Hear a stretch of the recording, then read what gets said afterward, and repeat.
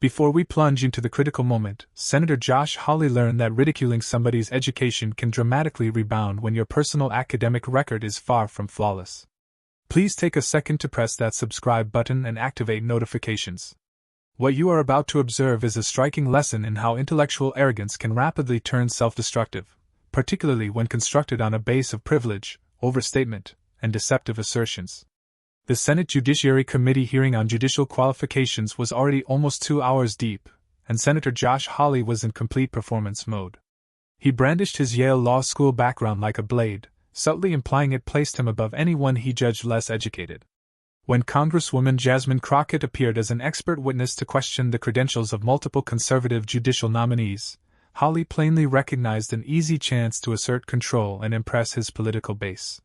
He leaned back into his chair, a recognizable smirk resting on his lips, a heavy expression he frequently displayed when he thought he was about to humiliate someone he viewed beneath him. "Congresswoman Crockett," Hawley began, his tone saturated with the sort of Ivy League condescension refined during his years at Stanford and Yale.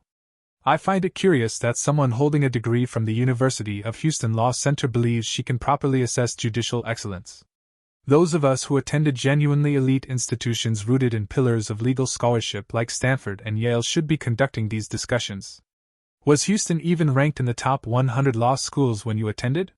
Perhaps complex constitutional matters should be reserved for those of us with legitimate legal backgrounds, individuals who studied under federal judges, not practitioners from state schools."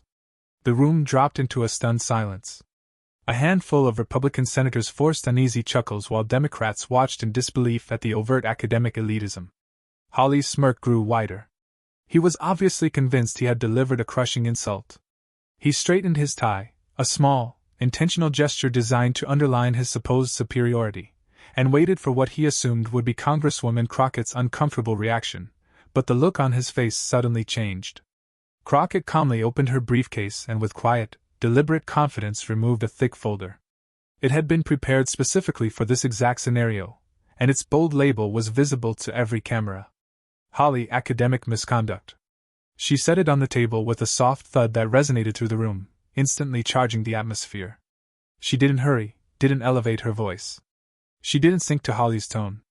Instead, she opened the folder with the precise calm of someone about to dismantle a carefully constructed public image built on exaggeration and concealed truths.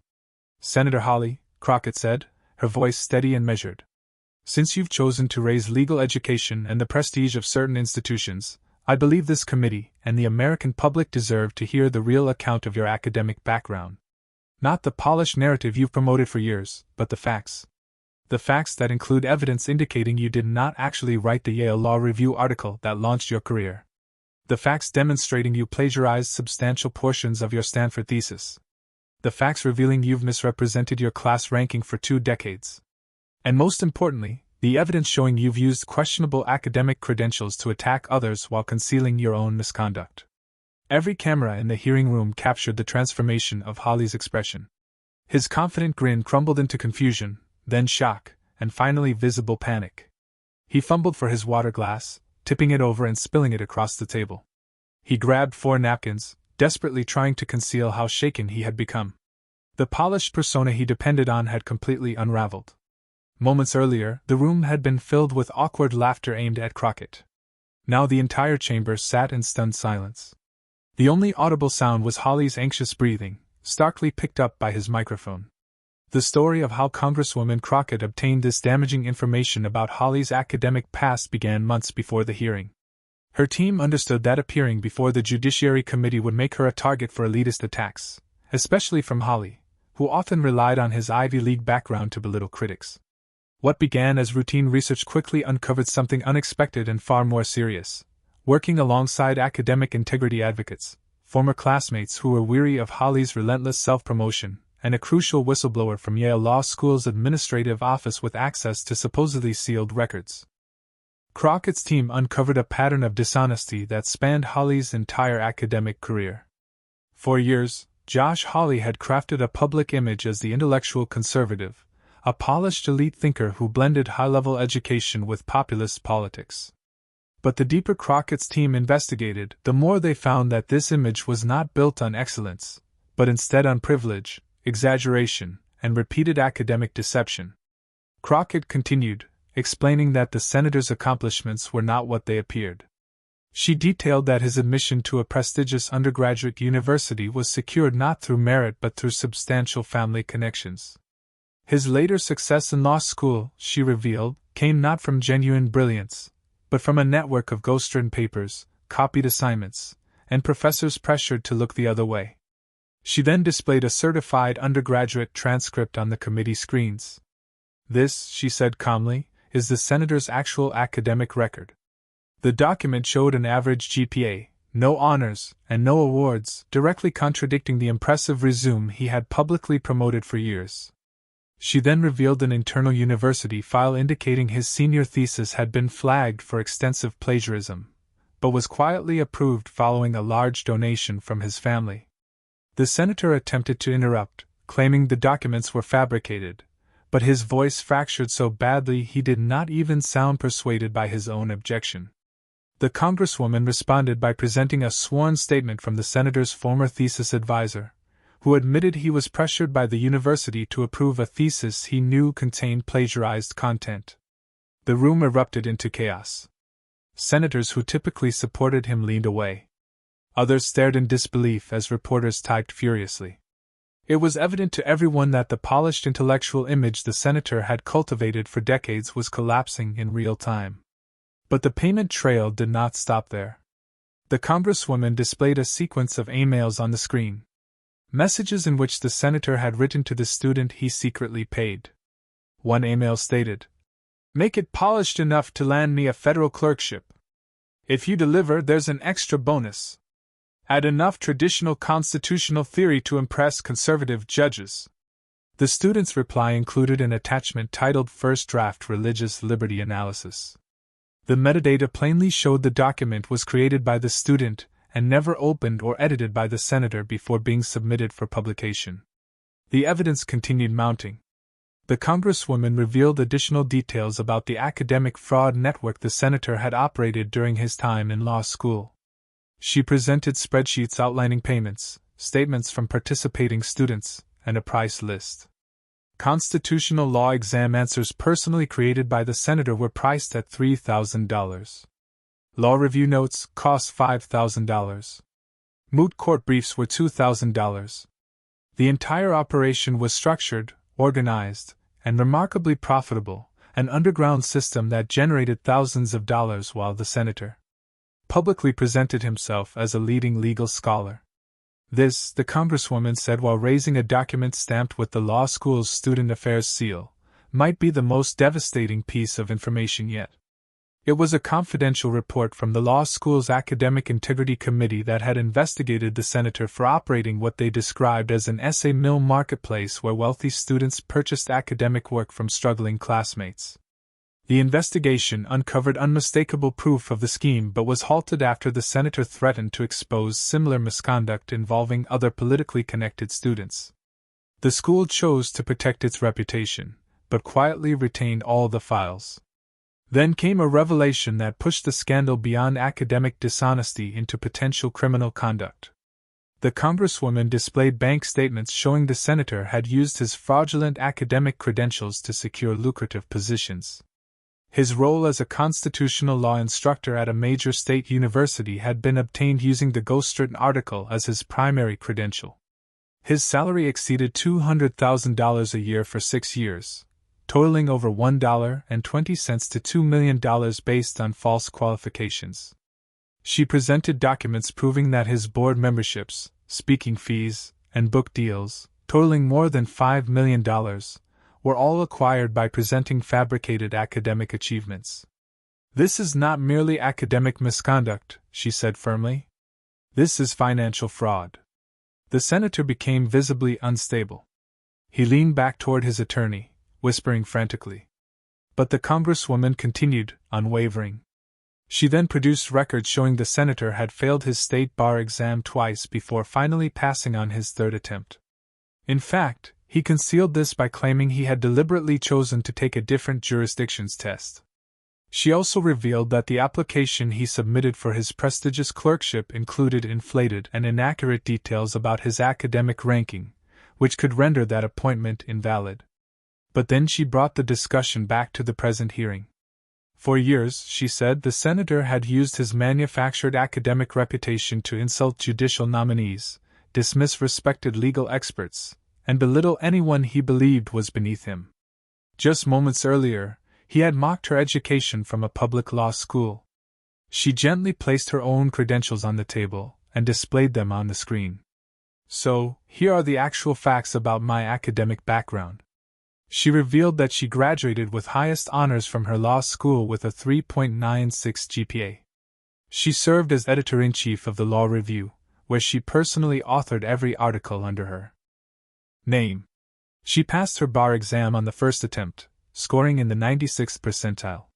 She had argued 17 cases before federal courts, winning 14 of them. I have never plagiarized, never paid someone to do my work, and never claimed a credential I did not earn, she said calmly.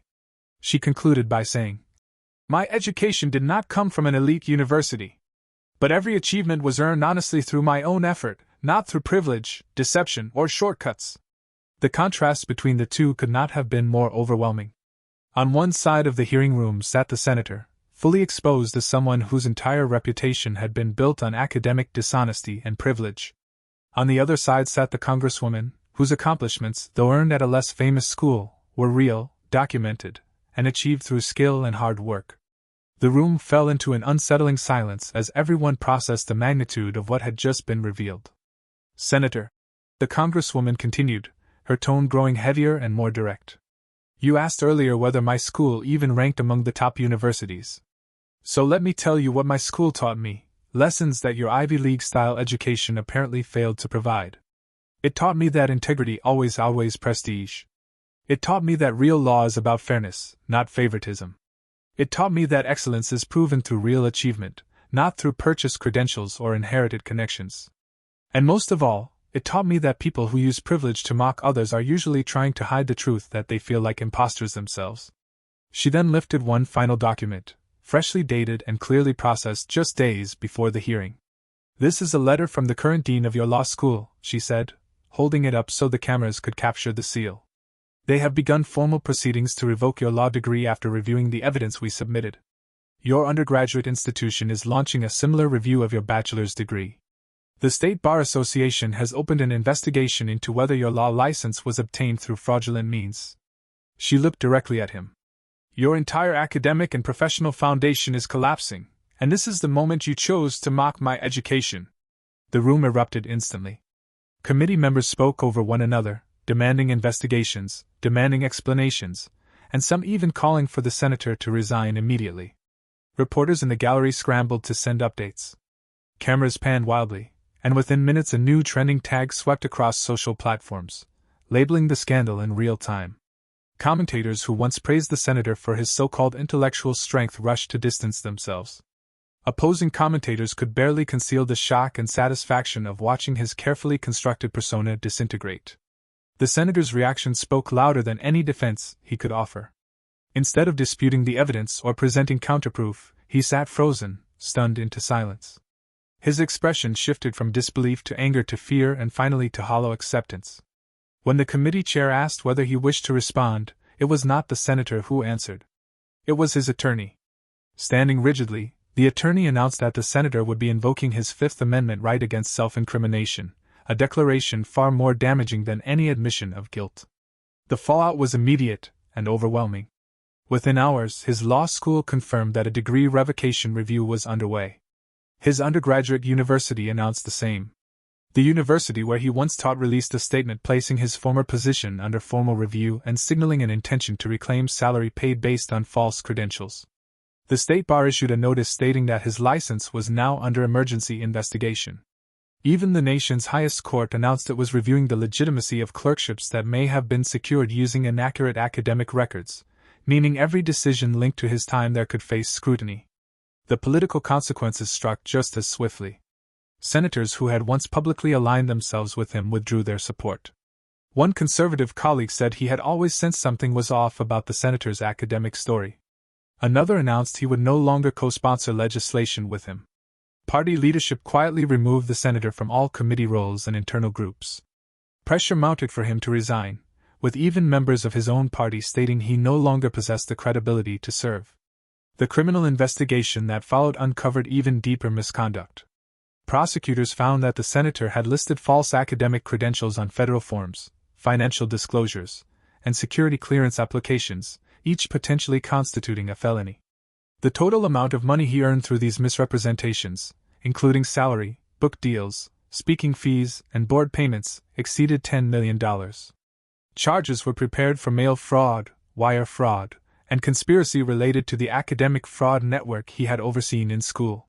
Investigators also uncovered a broader web of similar misconduct among influential professionals. The senator's exposure opened the door to dozens of inquiries into questionable academic histories across the political and judicial landscape. Several judges quietly stepped down rather than face public scrutiny. At least 3 other lawmakers were found to have exaggerated or fabricated portions of their academic profiles. For the senator at the center of it all, the collapse was complete and irreversible. His book publisher immediately canceled his contract and demanded repayment of every dollar of the advance. His speaking agency removed him from their roster. Every board and organization with which he was affiliated severed ties. Donations to his political action committee vanished overnight. Staff members in his Senate office began resigning in large numbers, unwilling to have their names associated with someone exposed as a fraud. In less than a week, Hawley went from being described as a rising conservative star to becoming a national embarrassment, his name now synonymous with academic lies and intellectual dishonesty. The cultural fallout extended far beyond Washington. His downfall ignited a nationwide debate about academic elitism and how Ivy League degrees had long been treated as automatic tickets to power. Universities across the country suddenly faced pressure to verify student work more rigorously. A widespread pattern emerged of wealthy students paying struggling classmates to write papers or complete assignments. The scandal forced many colleges to overhaul their academic integrity policies. Law schools in particular underwent major reform. The American Bar Association introduced new requirements to verify the authenticity of academic records before anyone could sit for the bar exam. Law reviews implemented mandatory plagiarism scans and required science statements confirming that all submissions were original work. The elitist culture that allowed fraudulent credentials to be wielded as weapons against people from public universities finally encountered real accountability.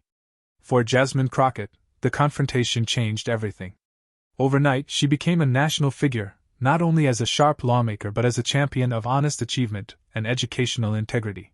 Her calm, evidence-based dismantling of Hawley's claims, paired with her defense of public education, resonated with millions of Americans who had worked hard for their degrees only to be dismissed by people hiding behind prestigious yet dishonest credentials. The image of her lifting the folder labeled Hawley, Academic Misconduct, became one of the defining political moments of the decade. The ripple effects across American politics were enormous. New rules required all federal candidates to provide verified academic transcripts before running for office. Politicians could no longer casually boast about degrees or belittle others without risking demands to substantiate every claim. The long-held belief that elite school graduates automatically possess superior intellect was shattered, particularly once the public realized some of those degrees had been purchased rather than earned. 6 months after the explosive hearing, federal prosecutors charged Josh Hawley with 17 counts of fraud, conspiracy, and false statements. The trial revealed even more devastating details about his academic schemes. Former students testified about the essay-writing business he secretly operated. At Yale, professors described the pressure they faced to pass him despite poor performance. Financial experts estimated that more than $15 million in income, including salary, book deals, speaking fees, and consulting roles, had been obtained through false credentials.